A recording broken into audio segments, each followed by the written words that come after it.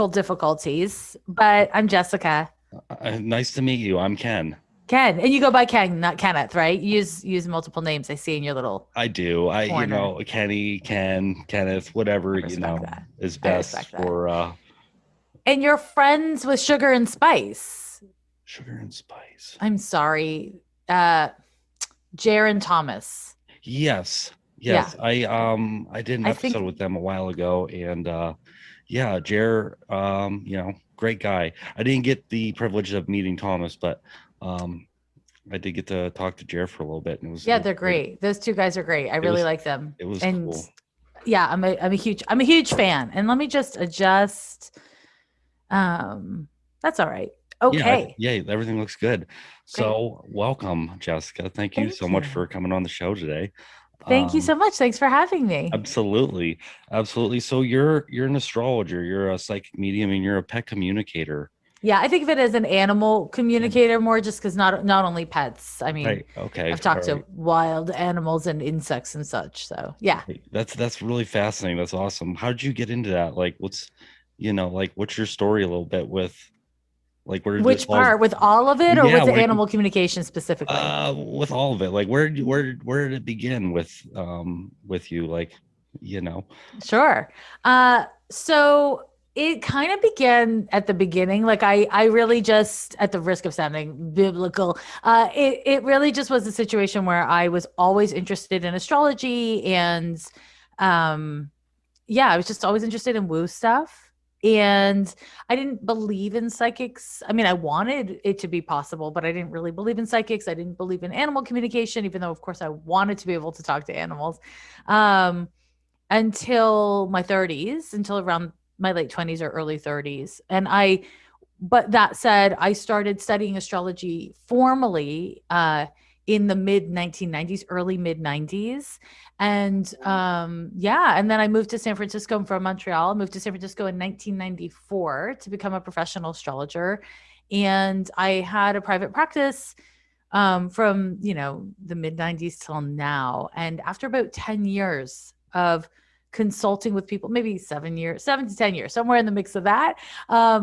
After consulting with people as an astrologer, I started really like listening to and trusting my intuition and developing my psychic.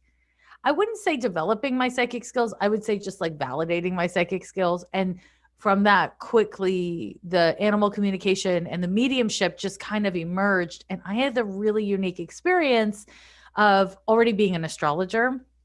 So I already had people coming into my office every damn day to get, intuitive readings. And to my clients, there's no difference between like astrology and psychic because they just want the upshot of advice or insight, right?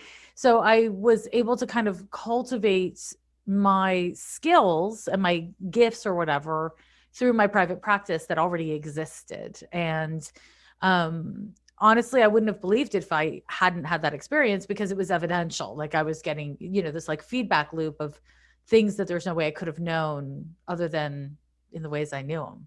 So that's a quick answer. I love that. That's so cool. Now, do you think that psychic abilities, do you think that's something that everybody has, or like within them, that they can tap into, or do you think it's something that some people It's may the have? question. It's the Yeah. question, right? I mean, like, listen, I think everyone could run a marathon theoretically. Like everyone, with the like the body that would allow for it could run a marathon, or everybody could theoretically like sing a song well.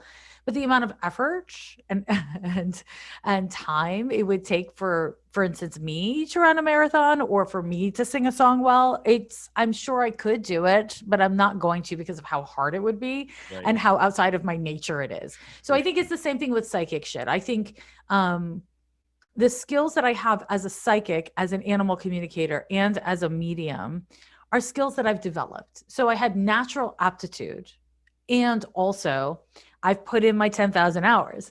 I've worked really hard. And I think this is the misnomer that people have. They're like, intuitive things are just like magic and they're bestowed upon you by men with beards in the sky or fairies in the ground. And like either way, it's just there and you don't have to do anything. But every muscle, every skill set, everything takes intention and practice and effort and skill building. So I've done a lot of that. And I will say, while I think that the human brain has the aptitude to do more and know more than what we use it for conventionally in modern Western world, um, I, I, I mean, I just know so many people who it's like, yeah, it would just require so much to fall into place in order for that to be easy and accessible to them. But I think it's possible for everyone. Yes. Right, for As sure. a long answer to say yes, No, I but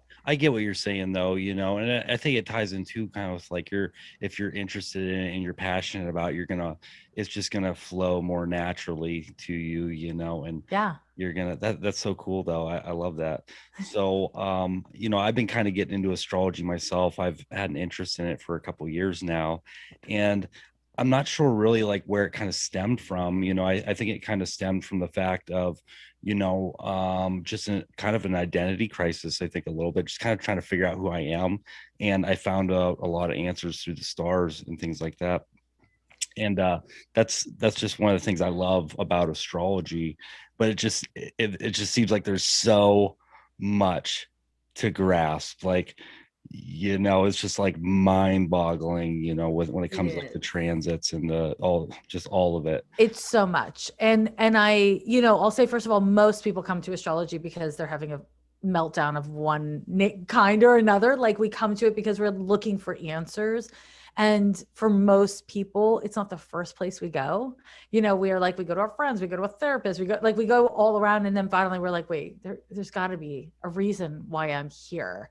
And, whatever here means in that moment to the person. And it's so helpful at first. And then when you start studying it, you're like, shit, there's so much to memorize. There's so much nuance. Damn. Like there's so much. And when people are like, oh, I'm an intuitive astrologer, I don't really study, I always get really fucking nervous because astrology is math. And astrology, I mean, it's not a science. I feel like people who like to say like astrology is not a science. It's like I've never met an astrologer who's like astrology is a science. Like that's like a weird that's like, yeah, McDonald's isn't Wendy's. Yeah, we know. Okay. Right.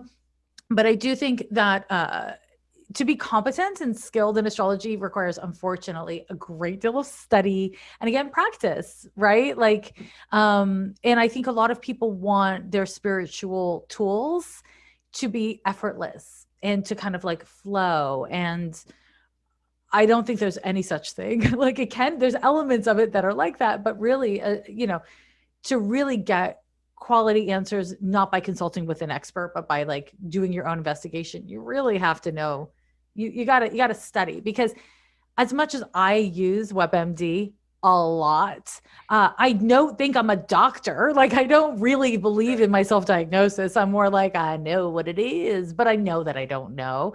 But I think with astrology, people are like using things that are less reputable, less reliable than WebMD and being like, I know what it is. I will never date a Libra again or whatever. And I think that gets really problematic, but it's a starting point, which I'm grateful that we have that through the magic of the internet these days. For sure.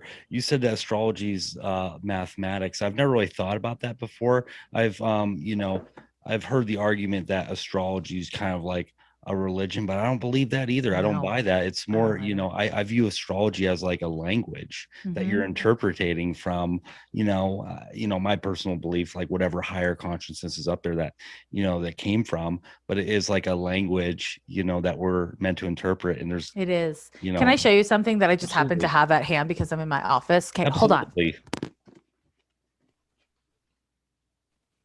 That's it right there. Holy Okay. smokes. What am I looking That's at? this is math. This is astrology. So an ephemeris is a tool for charting the movement of the planets through the zodiacal signs and degrees.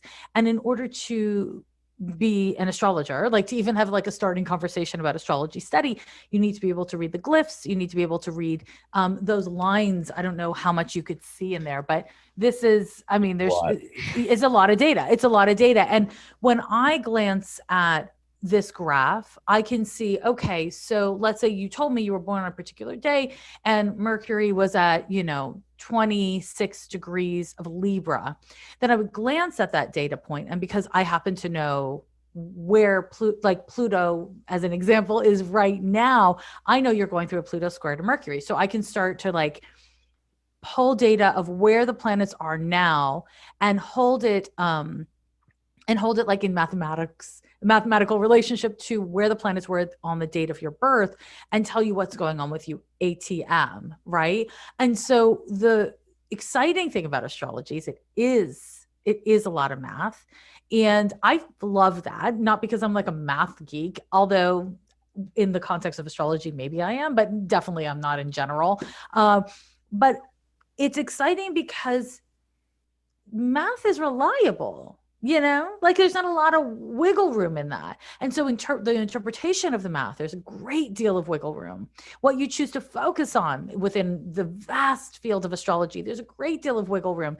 But in regards to being like, okay, this is my nature, the way I describe a birth chart to people is a lot like describing a hard drive. You know what I mean? Like you're a PC, you're a PC. You can download different programs, you can get malware, you can not use half of your computer, but if you're a PC, you're a damn PC. That's what you are. If you work with that, then you can make the most of it. And I don't know why I called you a PC. You could be a Mac if you prefer, but whatever. You get what I'm saying. It's like you have this hard drive, you have it, and it is what it is, what it is. And you can work with it, but you cannot work with anything but your own hard drive, right? And I think that that's, for some people and in some moments of life, upsetting. And for some people in some moments of life, and certainly for me in all moments of life, so soothing to know. It's like, okay, I have these things to work with. I can work with them, or I can not work with them, but at least I know the boundaries of what my nature is and what is at my kind of fingertips if I choose to access it or resource it. And I don't think there's any other system that really functions that way. And then to your point about astrology not being a belief system, I mean, I know astrologers who think it is, but riddle me this then. How is it that I know astrologers, just countless astrologers with different religious and spiritual backgrounds? It's not a belief system, because you can project and apply any spiritual belief system onto the tool and the framework of astrology, because Sure. astrology itself is not, it's just a tool, it's just a tool. And it's like, it doesn't require that you believe any one particular thing. And I fucking love that. I love that I do flexibility and too. Absolutely. adaptability. I do too. Yeah. Absolutely. Yeah. It feels, when I think of astrology and my birth chart, especially, I feel like it's my cosmic makeup of kind of like Yeah. who I am, and that to me is just fascinating because I'm always learning more about myself and how I communicate, how I react. And, that's the mind blowing thing to me about it, but, what do you think about like, how can astrology be used to better our life and give us like insight and into our lives, and when we are searching for those things, like, does it, I'm trying to figure out how to word that question. um how does it give us deeper insight and meaning, I guess? Mm. I mean, the ways are so limitless. It's hard to answer that question competently, like in a really authentic way, because there's the level of using the birth chart as a kind of resource for exploration of your lived experience. And that is like therapy, right? It's just like going into like, oh shit, I didn't belong in my family. I felt that way. And yeah, it's in my chart. That I felt that way is in my chart. That's interesting. That's cool. So it's like a sense of validation. That is what I experienced. That is how it felt for me to grow up. And then you can do deeper investigation and really understand, like, these are the people who raised me. Oh, they're just broken adults. They're just broken adults with broken birth charts, just like mine. Cool. So it wasn't personal, even though it was personal, it wasn't personal. That on its own, just the process of seeing things, naming things, accepting things is therapeutic. That's just like learning not even to synthesize the birth chart, but just learning like the details of your birth chart, because there's so many details to the birth chart that it's very hard to synthesize that data. This is where you need an expert, honestly, in my experience. But um, so all to say, you can start there. And then you can go into, okay, so my nature is X. So let me say this one X data point is, I have a really adaptable brain. I'm constantly thinking. I'm constantly interested in things. I learn things quickly. Slash, also, I'm super scattered. I'm all over the fucking place. I can't choose a point of focus. Like I don't sleep well at night because I'm zinging. So it's like, okay, so the same data point gives you all that information. So you can start thinking, okay, so within my nature, based on that data point, let's say in that example I used, we're back to Mercury. Mercury is your mind. It's how you listen, it's how you process data, it's how you communicate.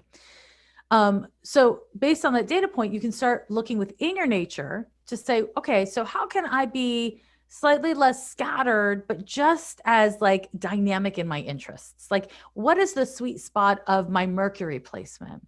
You can start working with the information to work within your nature to make the most of your nature. That shit right there can keep you busy a whole lifetime through.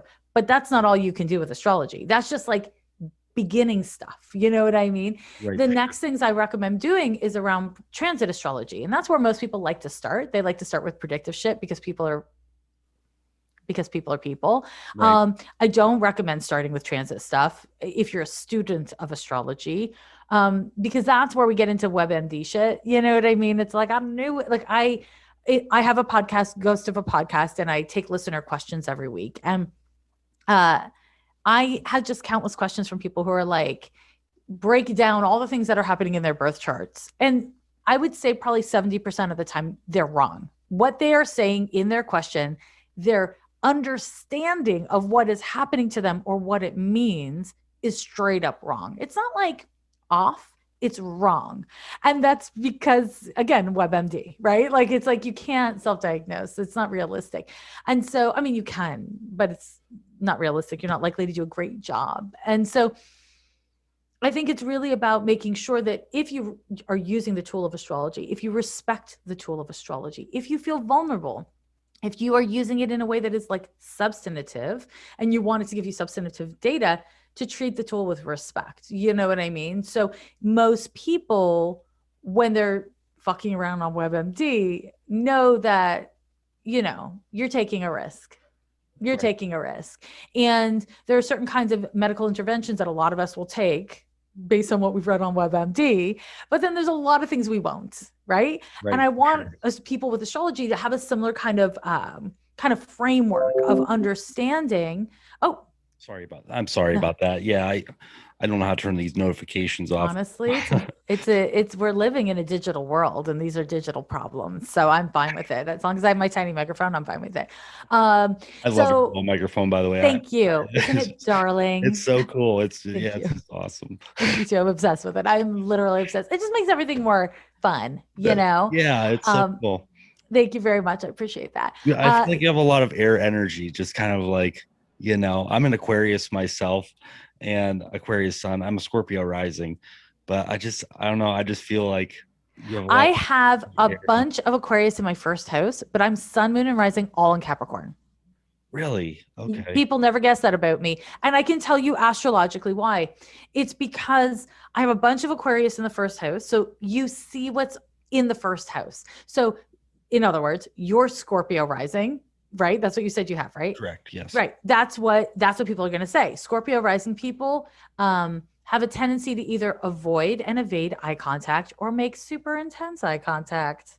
Um, That's me. yeah, I mean, I've been talking to you for a very, very short period of time, but I could tell Scorpio rising, yes.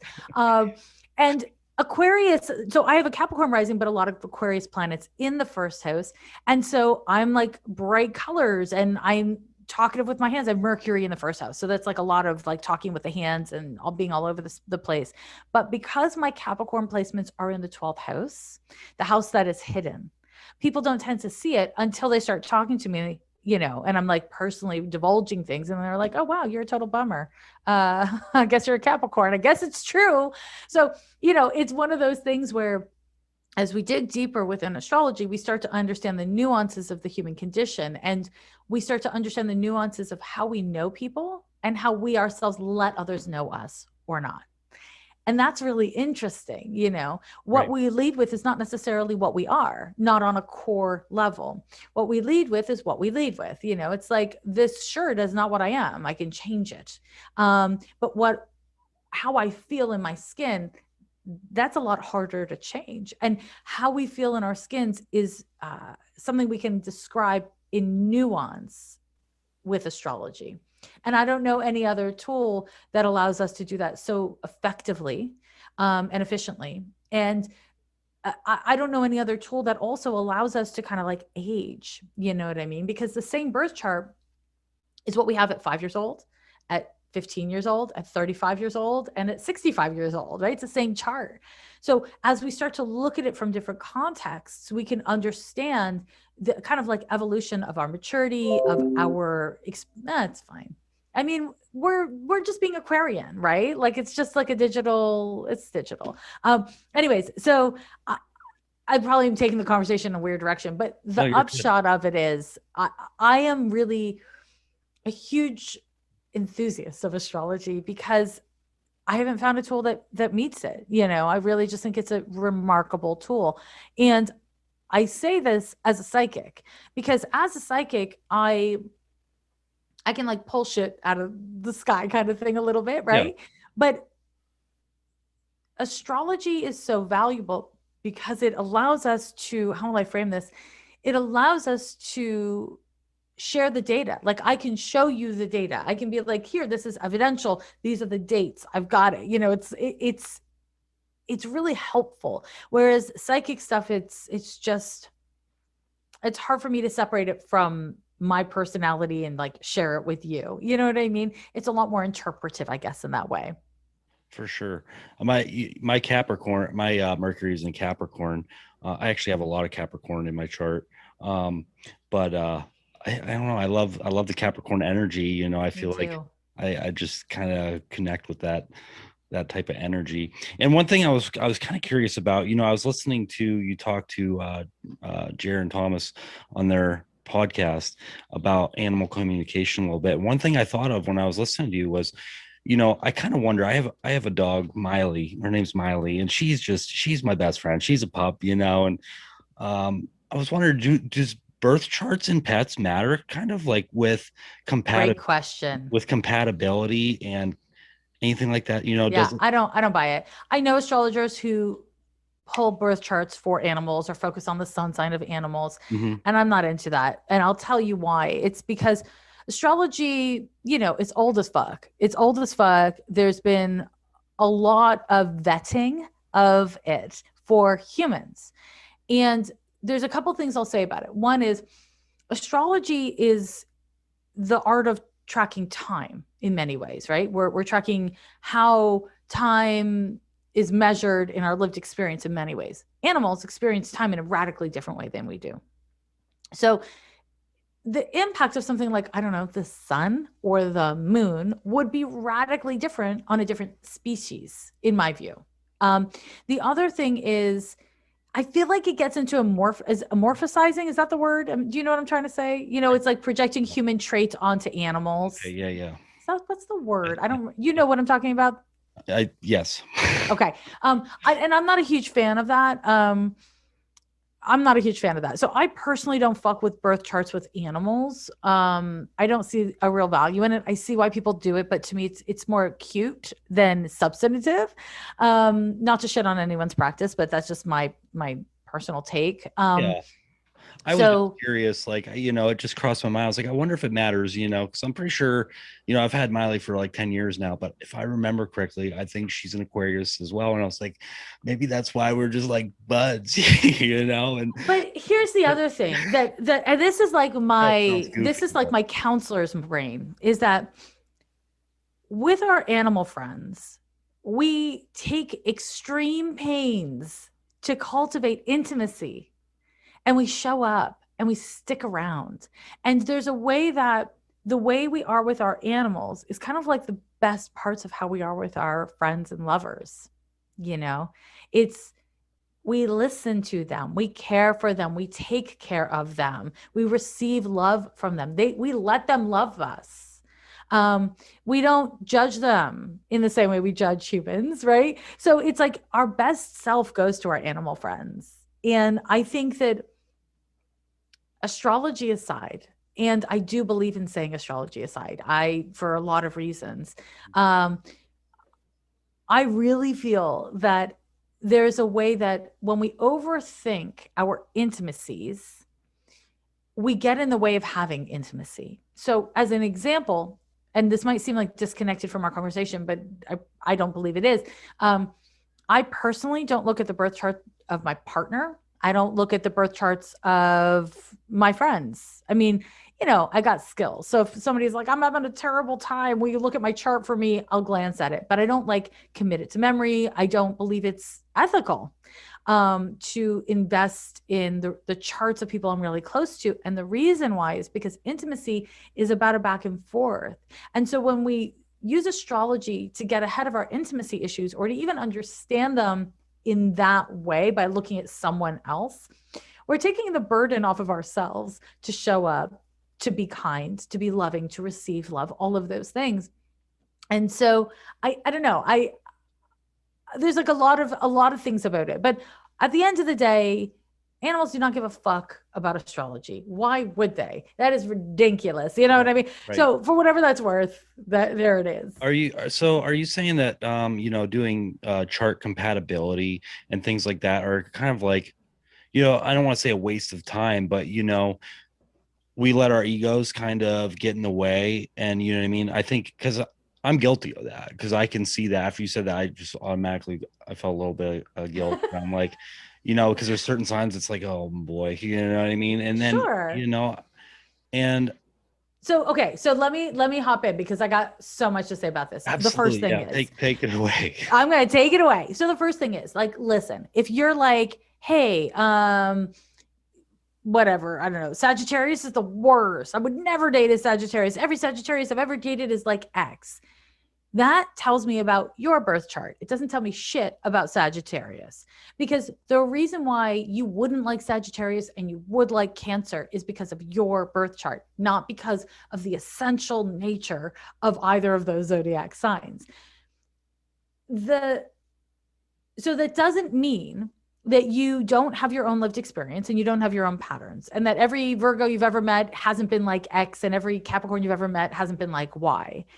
But it does mean that you are an essential part of that equation. And when we start making these empirical kind of like judgments of like all whatevers are like X, that's when we get into like the silification of astrology and also the misuse of astrology.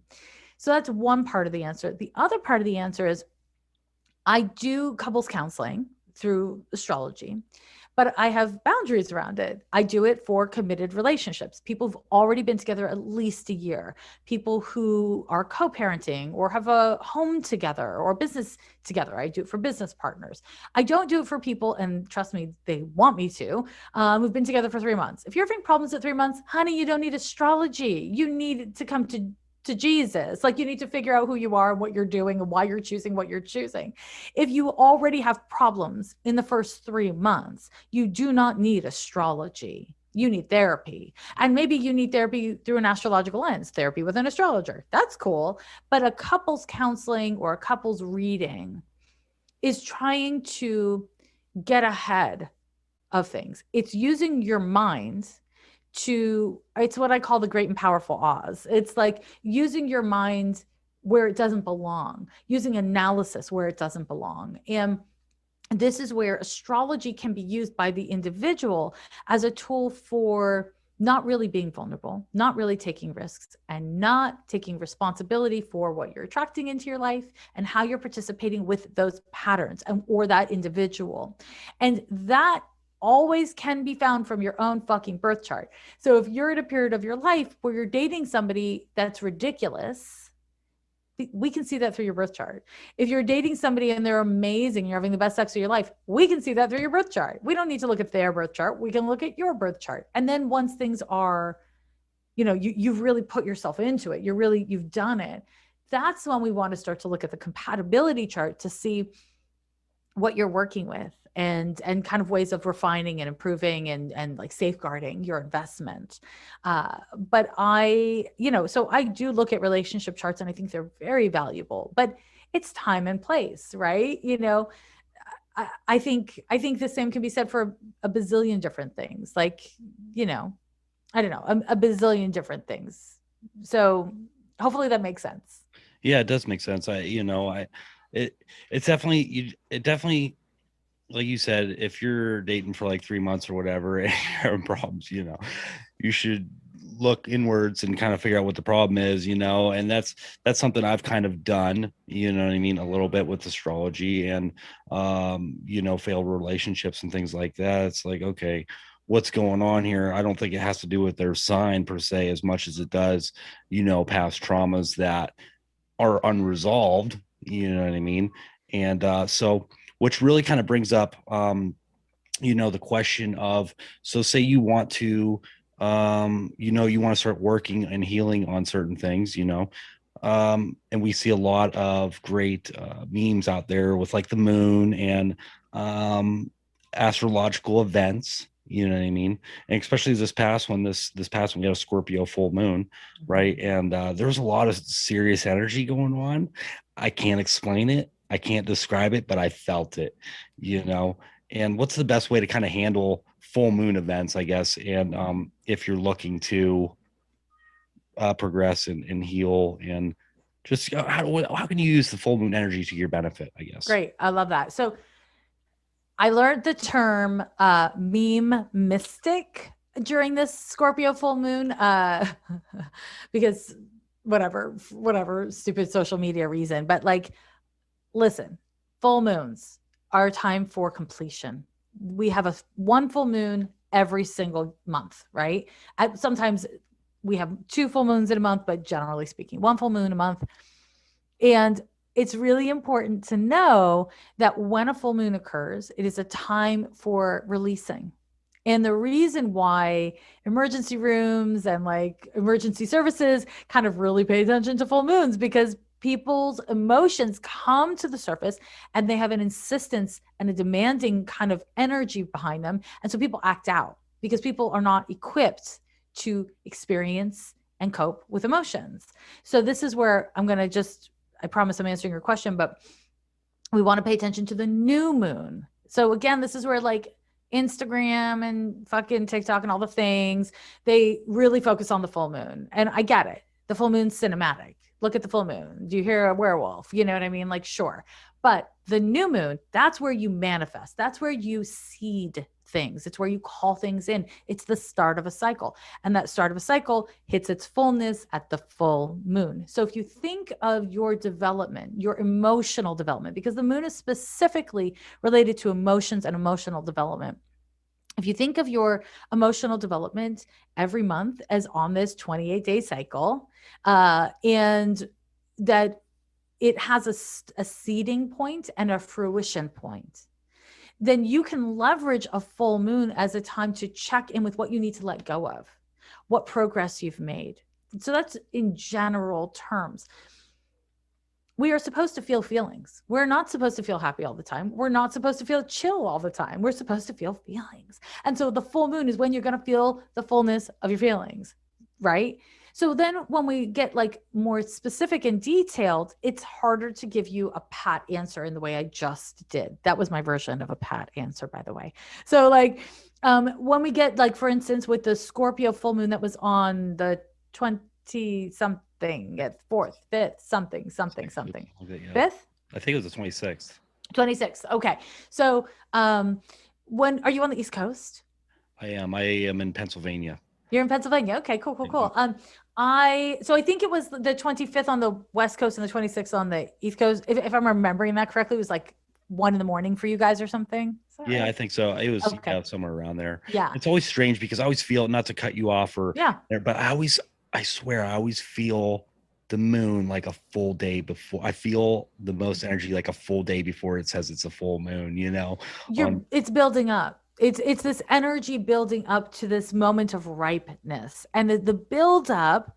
So that says something about your nature, right? It's like for you, the build up, the kind of process of anticipation is something that I imagine, based on that one little data point you shared about yourself, is something that is always an issue for you. So it might be hard for you to wait for things, but not as hard for you to be in them, right? And that's just, again, it is about full moons, but it's about how you interact with that energy. So again, it's never just about the data point, it's about the synthesis of your nature in concert with that data point.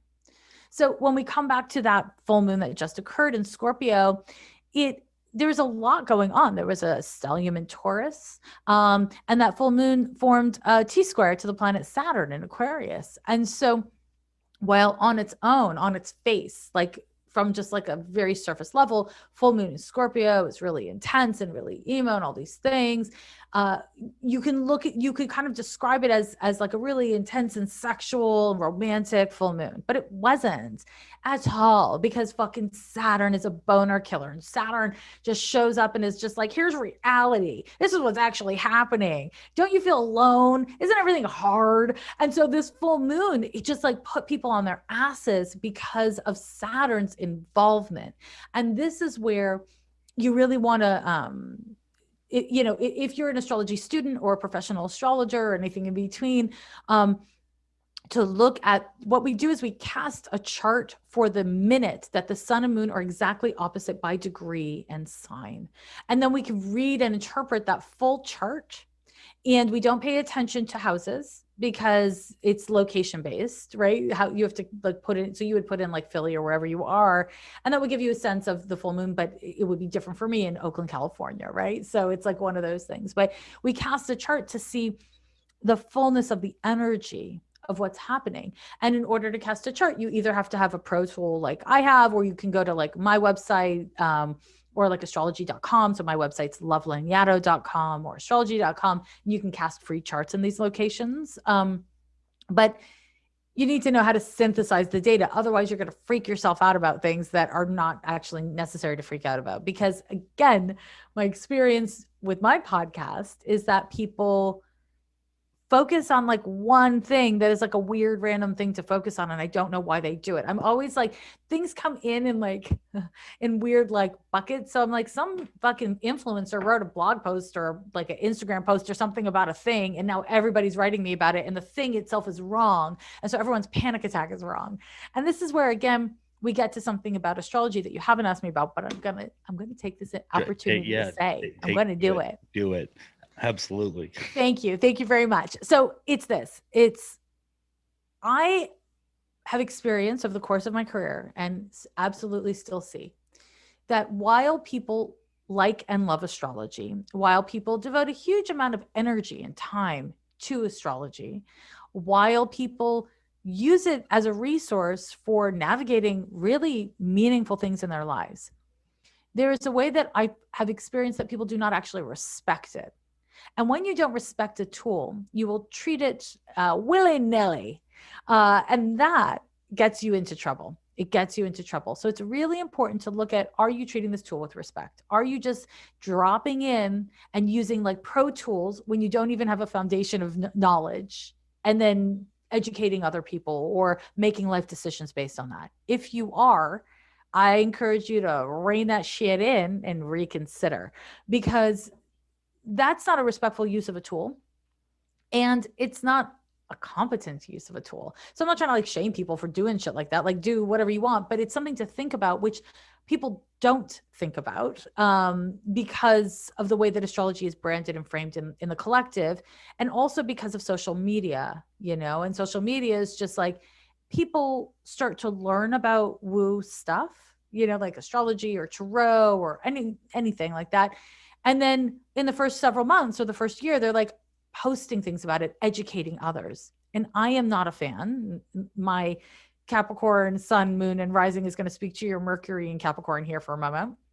But I am not a fan of students teaching. If you're a student, learn. And then when you have a competent grasp of a thing, then you can teach. But I don't want to learn from somebody who doesn't have their 10,000 hours of expertise ever on any topic. And I'm not saying that students and beginners don't have amazing insights and tons of things to offer to the world, because objectively they do. But I do think that we're in this really kind of tricky place with astrology where people who do not have rooted, grounded knowledge of what the fuck they're talking about are educating masses of people. And this leads to the silification of astrology, which ultimately leads to the backlash, which we saw in the 1970s. Astrology was incredibly popular, very mainstream. And then there was a massive backlash to it. And it was incredibly silly in the 80s and the 90s and the early aughts and the tens until, the last 5 years or so. It's really changed. But that's more about the internet and less about anything else. And so, older astrologers have great concern about the silification of astrology because they've already lived through what happens as a result of it. So this is where I'm really passionate about supporting people in knowing what they're working with so that you are respectful with it, and you don't kind of pose yourself as a teacher of a thing before you know what the fuck you're talking about. Again, very, very serious about that. Now, does that happen because, do you think that stems from the fact that, like you said, astrology is not respected, or it's because it's not recognized by institutions as like a legitimate practice, I guess is the best way to put it? Is that where that stems from? So people just kind of treat it however they want and just, is that what's I think going it's on? part of it. I think it's part of it. Some of it is astrology is a Uranian tool. So, in other words, there's no governing guidance. You know what I mean? Like, if you want to be a therapist, you have to go to school, you have to pass this one stupid board exam, right? I can't move states in the US and practice. Like, you have to be like, isn't that right? You have to like pass your board exams for different I states or think something so, like that. yeah. Yeah. I think so. Astrology, there is no certification. I mean, listen, you can go to astrology schools and they will give you a certificate, but it's not like a legally required thing to practice. So that's a part of it. Part of it is, where do you go to find out like good astrology? You have to use your common sense. You, as the consumer, have to make that decision for yourself. And that's not what we typically do in this world, right? We don't take medicine that's not approved by the FDA or whatever, And so there's no governing body. I think that's part of it. I think another part of it is, I cannot tell you how many times people have come to my office. I mean, not during COVID, but over the course of my career, and they've waited months, sometimes a year, for an appointment with me. They're paying good money, American currency, to meet with me. And the first thing they tell me is, I think this will be fun. I don't really believe in astrology, but this is for fun. And I always think, girl, who do you think you're talking to? Like, you don't need to tell me you don't believe in what I do, because I wasn't requiring belief. But people feel compelled to say that because they don't want to seem unintelligent. And this is a thing that we have done, right?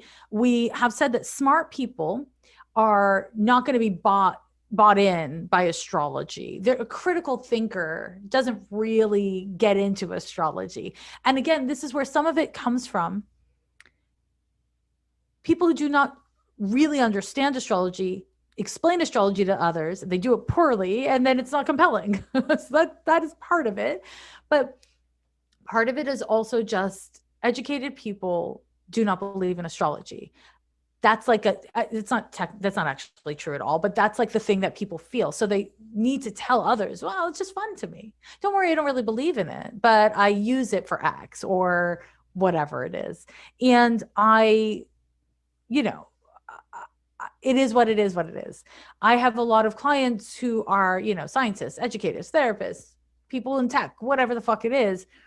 But I can assure you, I know who tells others that they consult with an astrologer and who doesn't. And it does span across industries, like who does and who doesn't. Right, for It sure. is what it is. Yeah. So when people are out there, that, as you said, students are teaching other people, I could see how that would have a negative effect. But, in some ways too, how do you know, like, if you're actually, listening to somebody that knows what they're talking about? And is it a bad thing if somebody that doesn't know really what they're talking about? accurately with astrology, but it's positively affecting your life. Like it's pushing you in the right direction to make changes in your life that are positive, that are going to help you grow and help you kind of get back on the right track to breaking negative karmic cycles and things like that.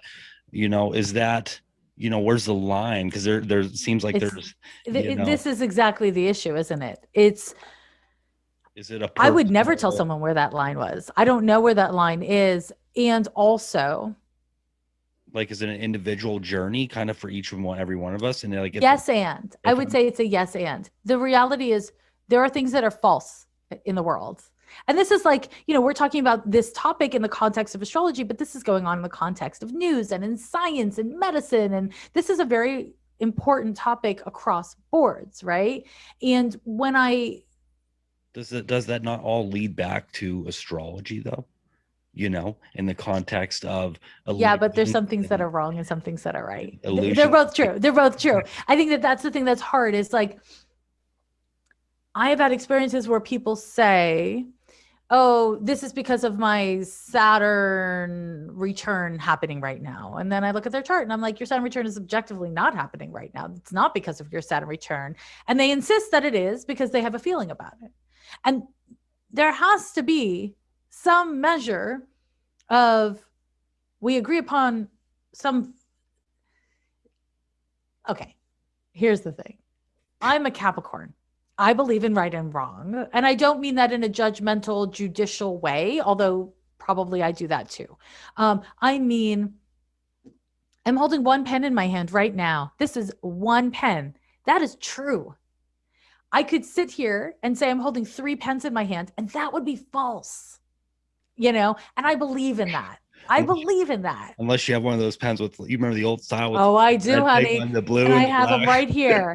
I have them right here. But But no, I know what you're saying. Yeah, but you know what I'm saying, right? It's like I am absolutely. wearing glasses right now. I could tell you I'm not wearing glasses. Doesn't mean I'm not wearing glasses. There's an element of it doesn't matter if you get value from a fortune and a fortune cookie or from a PhD therapist who's been working with you for 7 years. If it was transformative, it was transformative.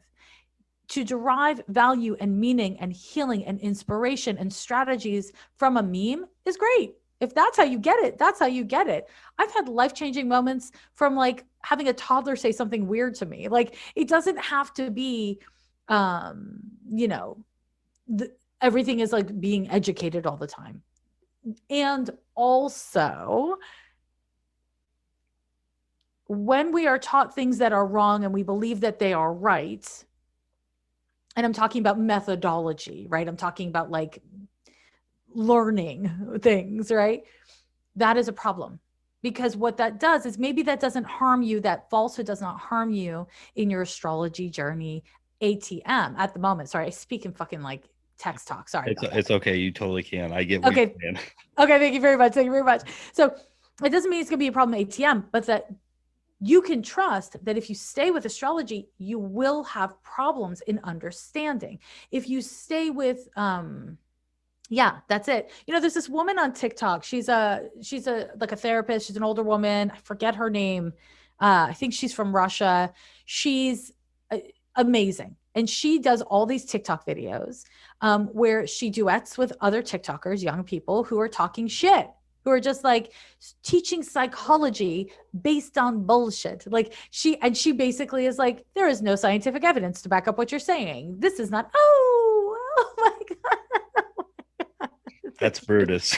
Brutus. OMG. That is the cutest thing that I've ever seen happen during a podcast recording in my life. Oh, now I'm just going to sit here jealous of your life. He's a good little boy. Oh my I God. rescued him a couple years ago. Not to break away from our conversation, but he was just so he could fit in the palm of my hand. I was on my way to work one day and I come up over this knoll in the road and there was just this thing in the center line, right in the center line. And I got right up close to him and I saw it was a live cat. I slammed on the brakes and swerved off the road and I picked him up and brought him home. And And now he lives on your shoulders? now he's he is just hanging out in the studio with me today. Is he an outdoor cat? Indoor outdoor cat? Indoor only, but he is a wild beast. He's just high energy, He's cool. He's pretty He's cool. so cool. Is he mouse? Is he a mouser? I don't have too many mice around here. I think if they get them, if is that what you're talking about, right? Like a mouse hunter? Yeah. I haven't seen him kill any, but I'm sure he wouldn't hesitate if he had the He wouldn't opportunity. hesitate at So all. He's so cute. Oh yeah. my God. He's one of three cats I have, and then I have a dog as well. So no, don't Oh, and knock do it they all off. get on with each other? Oh yeah, they all get along great.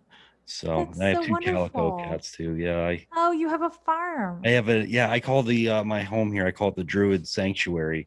It's just kind of, I got some That's live plants awesome. around here. It's just great. I just love it. So That's awesome. That cat is charming.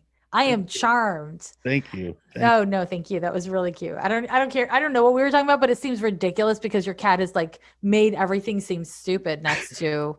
his amazingness. Well, I appreciate that. Thank you very much. You're welcome. You're welcome. He's very cute. Now I'm jealous. I'm like, where the fuck is my cat? He's not here. He's not Yeah, here. yeah. Do you have just one cat? More than one I've cat? got two cats. One of them is a feral guy who adopted us about 3 years ago. He was about 6 years old when he adopted us, and he's amazing. He's just very, Wait, so he adopted you?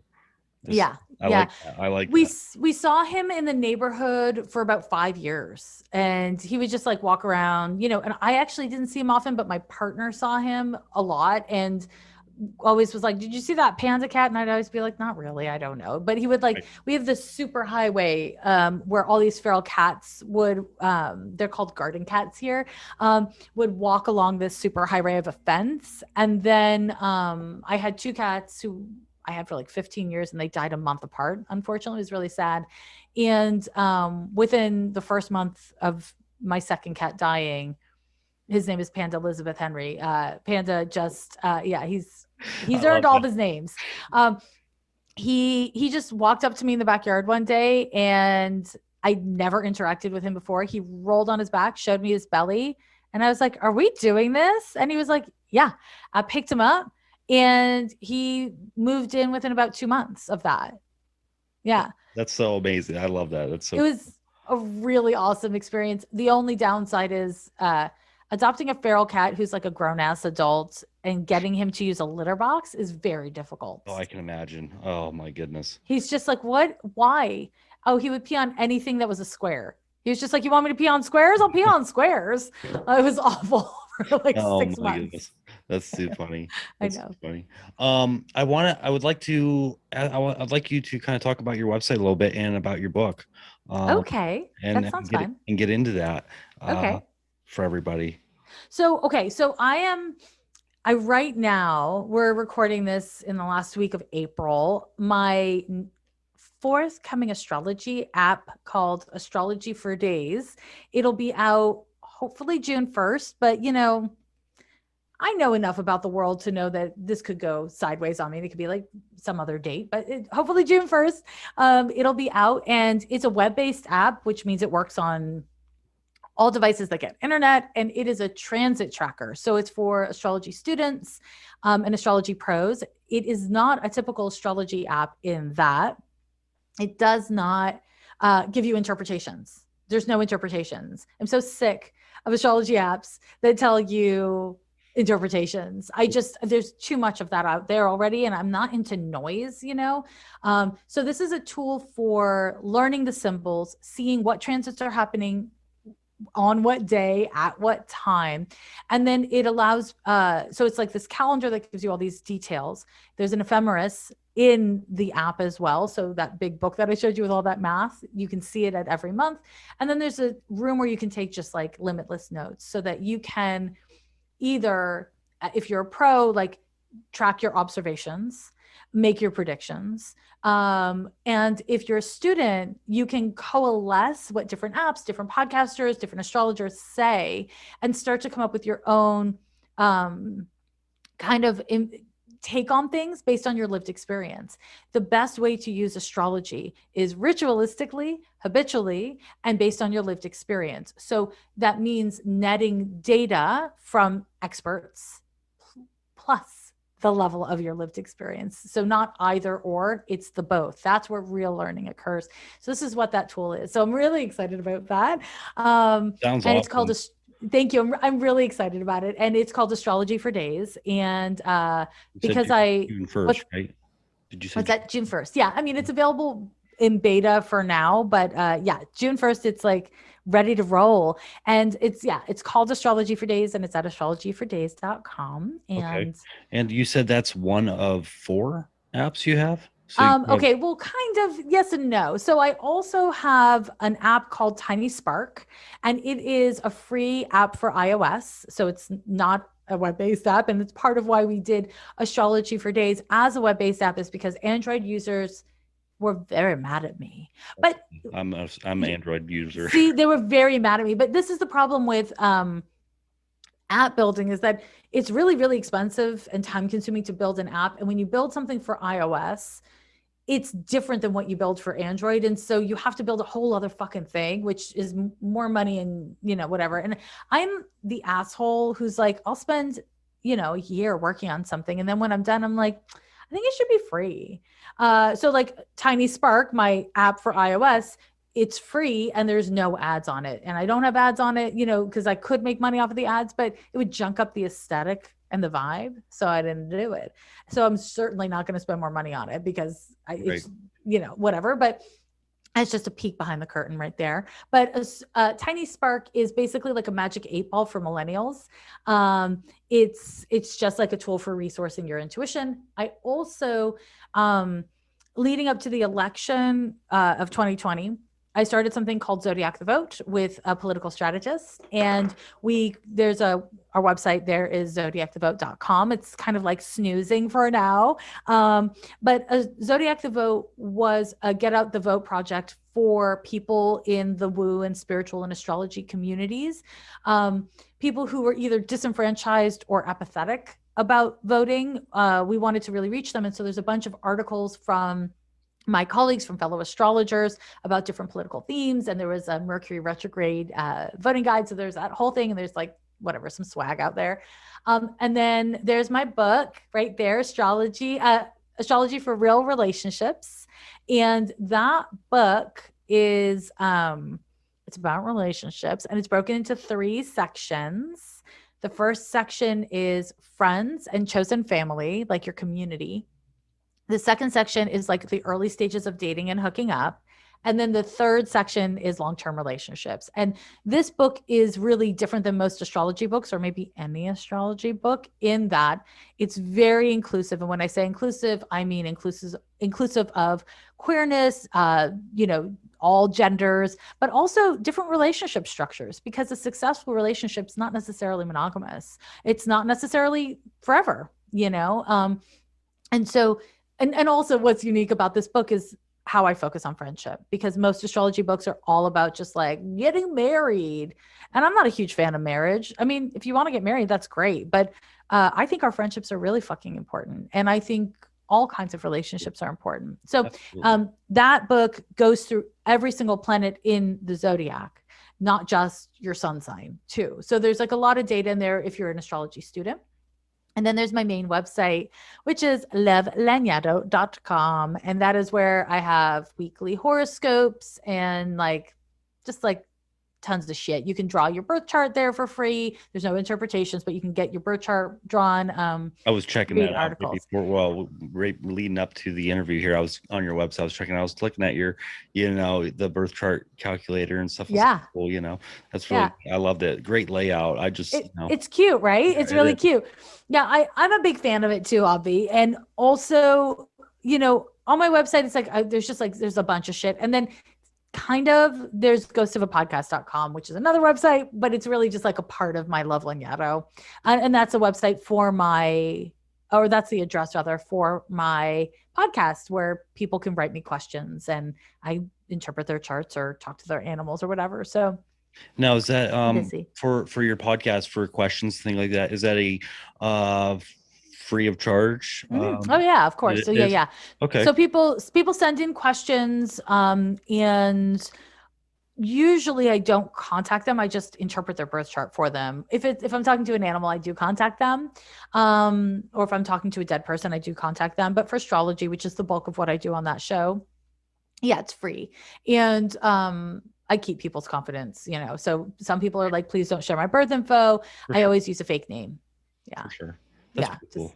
yeah. I love it. It's like a great way for me to be able to not just give one person a reading, but for tons of people to be helped by that reading. And at the same time, I am teaching astrology in a way that is consistent with my personality, which is I'm modeling and how it's done, you know, and I personally learn from modeled conduct. It's very Capricorn of me.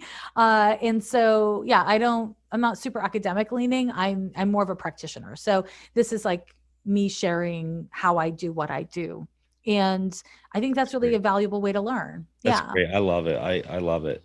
Thanks. So you said there's a lot of different apps out there for interpretations parts of it. And I personally use time passages, but are there any They're great. that you recommend that would be are there any good ones that you recommend for the interpretation part? I I get asked that a fair amount, but I can't really honestly say because I've never fucked with them because I by the time these apps came out, I'd already been a practicing astrologer for more than 20 years. You know Right. what I mean? So like I don't fuck with these apps. I don't know.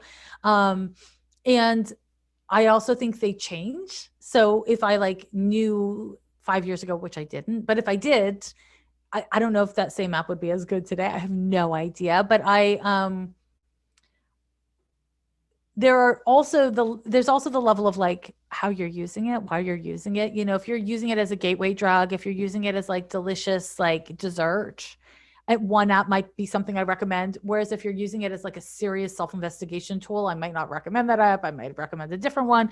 So there's also that. I'm really bad at that kind of referral stuff. And Right. when Okay. people ask me for individual referrals to astrologers, I'm also bad because I've had enough experiences where I'm like, oh, this astrologer is amazing. They're really competent. And then I refer someone and that person's like, yeah, they were super homophobic and that was a fucking problem for me. And I'm like, fuck, I didn't know they were, like, it's just like, Right. there's like, I don't like to take responsibility No, for for other sure. people's tools for healing journeys. For It gets sure. sticky I and respect tricky. that. Thank I you. Thank you. respect Thank you. that. Thank you. Yeah. Um, Great, awesome. So, I'm going to I'll leave all the links to all your stuff in the description of Thank the you. video and all that good stuff. I had a lot of fun today with this conversation. Me too. And getting to meet your cat who Yeah, hung out on your shoulders, that was a real treat too. yeah, he's always in the studio hanging out with me doing something. So I love it. So cute. Oh my Yeah, God. Yeah, I've had such a great time. Thank you so much. And absolutely. yeah, I hope that you keep on fucking with astrology. Heck yeah, man. We'll have to do this again sometime. I would love that. I absolutely would love that. And I hope you enjoy the rest of your day. Thank you. You too.